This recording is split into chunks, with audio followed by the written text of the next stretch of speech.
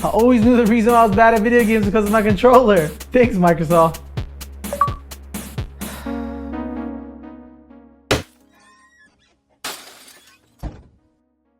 Hey, what's up folks? Hack here with the latest and greatest in Microsoft controller technology. I'm here looking at the Microsoft Xbox Elite controller. This was just released to coincide with the Halo launch.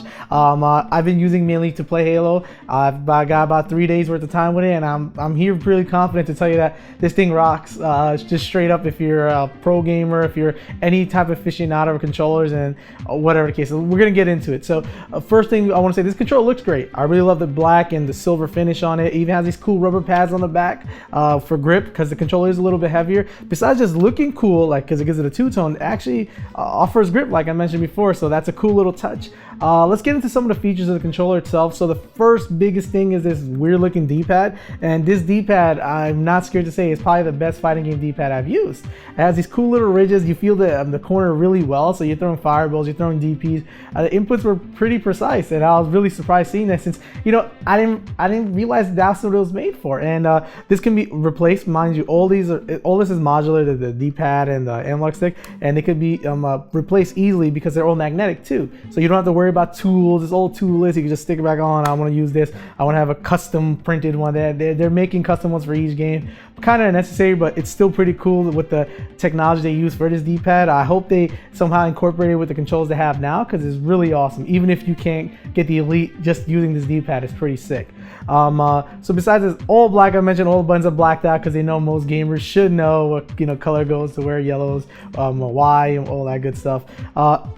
Has this cool little profile switch. If you guys are wondering what that's for, you can have multiple profiles for your games, and that because it comes with a companion app, and the companion app is probably the biggest seller of this thing. A lot of people don't know about this thing, but we're gonna get into that in a little bit. But the other cool things about this controller are the triggers. So in the back, you actually have a little green switch. You're probably seeing in the footage now. The little green switch allows you to test how much pressure you have to put in to actually press the trigger. So if you have it on the second notch, it needs more, but if you have it on the first notch, it needs a little less. So if you have semi-automatic pistols, and like Halo using the pistol, or like in Call of Duty, when using whatever Magnums, Raging Bulls, whatever, we got the cool black finish, the cool heft to it, and the functionality. Now we're gonna go into what makes this controller that much more special. This Xbox companion app. So this app is pretty nuts. Like, if you guys are used to using ZIM adapters or any type of converters that you need to load up profiles on the PC, it will be like, test it on the PC, go back to the Xbox, oh, this doesn't feel right. Test it on the PC, go back to the Xbox, it doesn't feel right,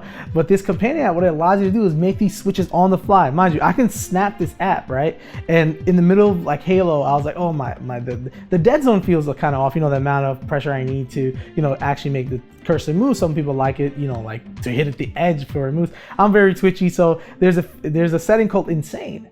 And I'm using that. I'm like, this is perfect for me because I can make the smallest tiny adjustments, and boom, I'm getting the kind of feedback I'd want. And to even perfect it even more, I can go to the settings, go to the sensitivity, and just minutely adjust it right there while I'm playing, rather than going to like whatever profile you're getting or whatever you're using, and trying to make it perfect. It's like it's such a cool thing to see, because you're gonna get it that good. Because half the time using other products like this, I'll be like, oh, it's not worth that for I don't want to go load a profile, whatever the case is. But after using this, and they have pre-built-in profiles, I'm pretty sure they're gonna add more. So I used the Halo 5 one right off the bat, but for the analog sticks, I went in myself. That isn't just where it ends. There's also the amount of vibration you get for each of the vibrators. You have the ones in the triggers, you have the one in the controller. So like most people, I can turn it to 0 if you're any type of pro gamer.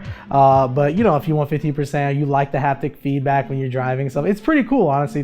I didn't turn it off all the way. I put it to 50% on all of them. But there's also stuff like how much how sensitive the triggers are, which is cool. So there's tons of small things that they did to make this controller feel that much more special. And then this controller is catered to the pro gamer and like the enthusiast itself. But if you're any type of serious gamer and you're looking for a product that there's a ton out there. You can go on the websites and find all these modded controllers. Is this officially supported by MLG? Is it not? But yeah, Microsoft really did a great job with this thing.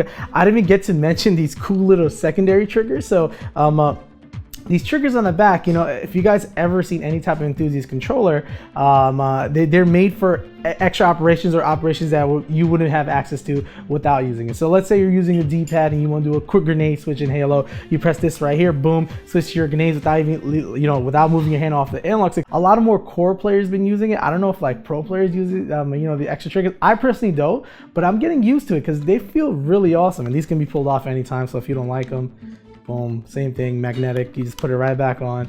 But I'm trying to force myself to use them because I could see what the advantages are by having them, and it's just great to see that Microsoft's actually paying attention to what makes this you know, a core controller. And I guess that's for a very good reason why, you know, this controller is priced the way it is.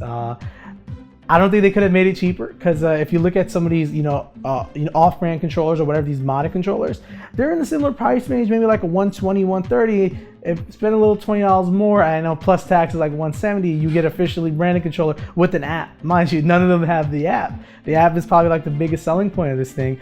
So kudos to Microsoft. They honestly just made probably the best controller of all next gen, and probably my favorite controller of all time. This is definitely up there. This D-pad is kind of ridiculous. It rivals like Saturn D-pad. I'm gonna straight up and say it, you know. And I'm surprised to say I'm happy to spend $150 on a controller, and like I have no, you know, issues with it at all at this point. Don't take my word for it. I buy every controller, so yeah. All right, actually take my word for it. I know a lot about controllers, but I also buy every controller. Yeah, I should probably shut up. All right, take care, guys. FingerCramp out.